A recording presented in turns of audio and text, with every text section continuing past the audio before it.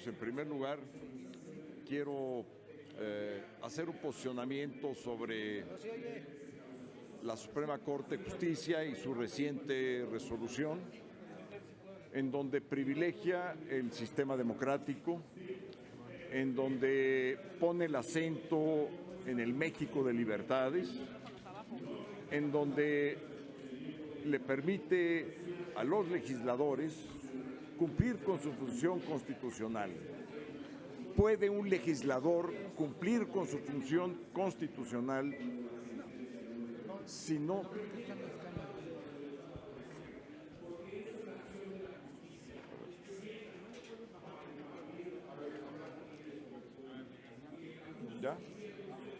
¿Ya? Les decía que quiero hacer un posicionamiento sobre la resolución de la Suprema Corte de Justicia de la Nación, que privilegió el sistema democrático que está contenido en la Constitución Política de los Estados Unidos mexicanos. ¿Puede un legislador votar sobre algo que no conoce? ¿Puede un legislador tener la libertad de optar cuando no conoce el texto de lo que se está votando? De eso se trata. Si un legislador no tiene la libertad de poder representar a quienes lo eligieron, simple y llanamente está violentando el sistema democrático del país. De eso se trata. ¿Por qué el proceso deliberativo es un proceso insustituible? Porque es el instrumento fundamental de la democracia. Es deliberar, pero deliberar con conocimiento, con responsabilidad. No se puede deliberar democráticamente lo que no se conoce. Aquí es donde está fundamentalmente el meollo de la cuestión. Por eso celebro el resolutivo de la Corte, anulando la Ley de Comunicación Social, anulando la Ley de Responsabilidades Administrativas. Que alguien me explique cómo puede un médico hacer un diagnóstico si no tiene al enfermo enfrente. ¿Cómo? ¿Cómo podría un mecánico arreglar un vehículo si no tiene el vehículo enfrente? Pues de la misma manera, ¿cómo un legislador puede ejercitar su libertad de votar, que es su principal función, si no conoce lo que se está votando? De eso se trata la resolución de la Suprema Corte de Justicia, que está defendiendo la libertad democrática, que además es la función legislativa por excelencia. Segundo punto, el presidente de la República hizo una alusión a que mejor deberíamos de hablarle al pueblo. Me aludió personalmente.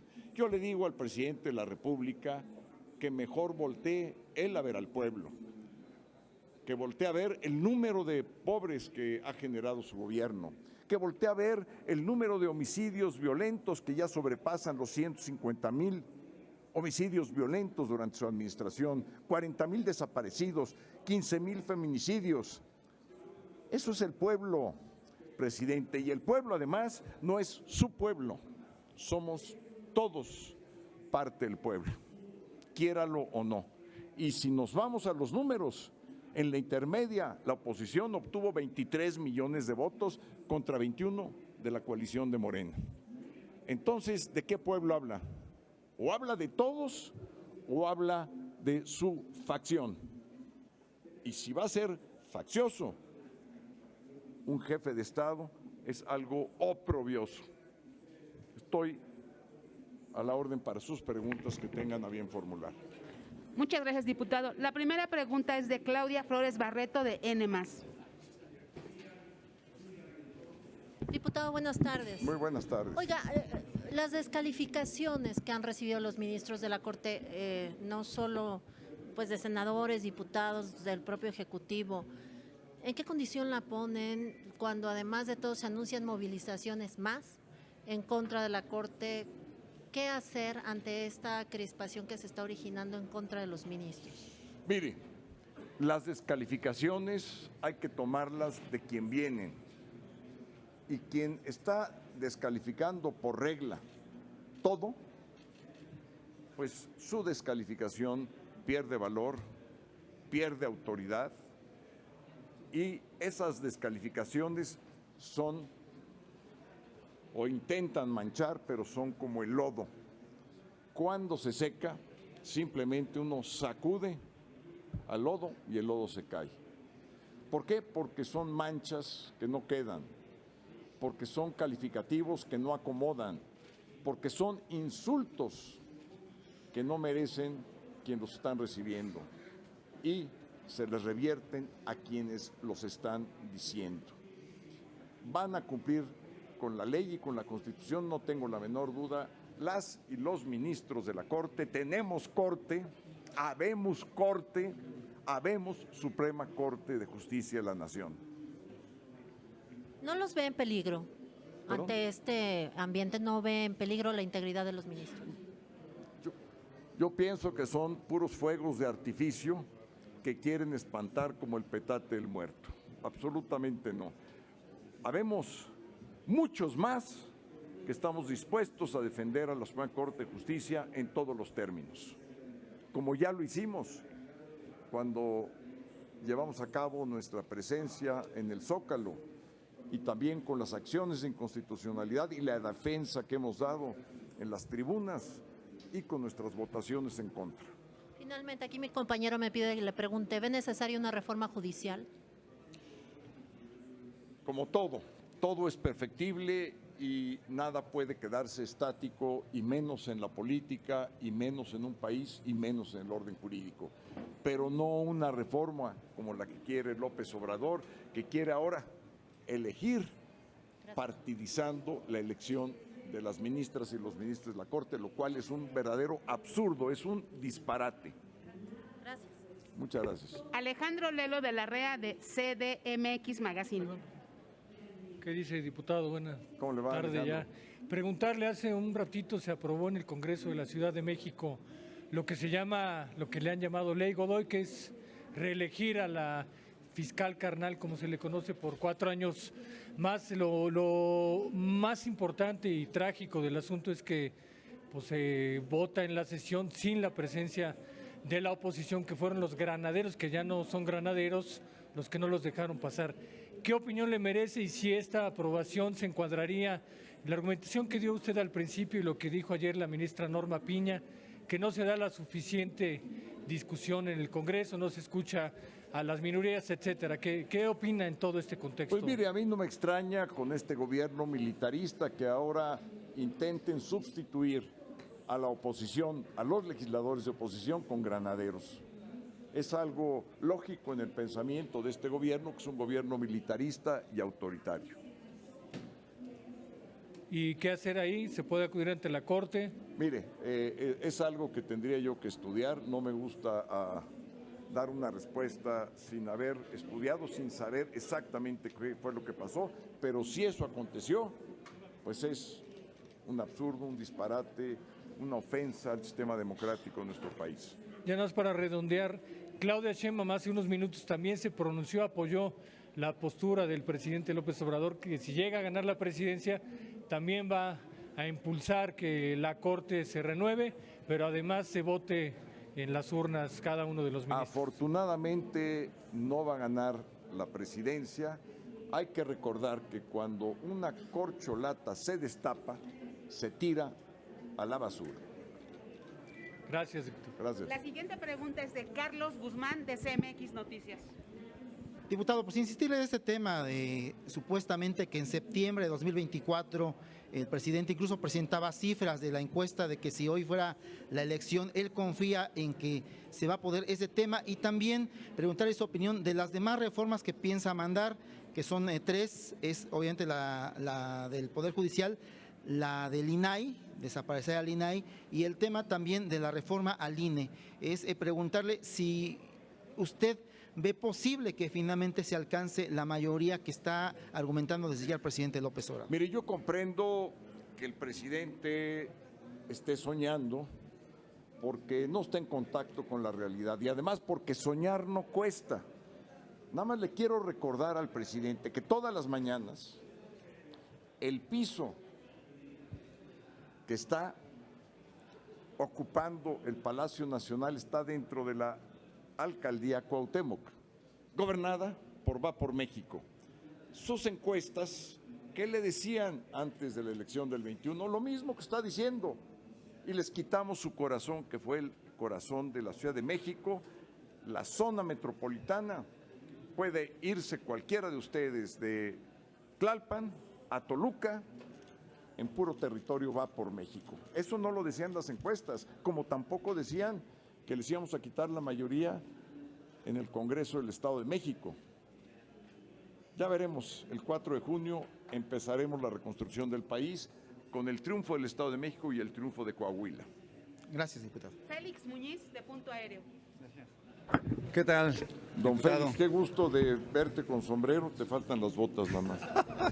Te agradezco. Bueno, preguntarte, diputados y senadores de Morena dicen que con esta resolución de echar atrás el Plan B, los ministros se están metiendo con el trabajo del Poder Legislativo.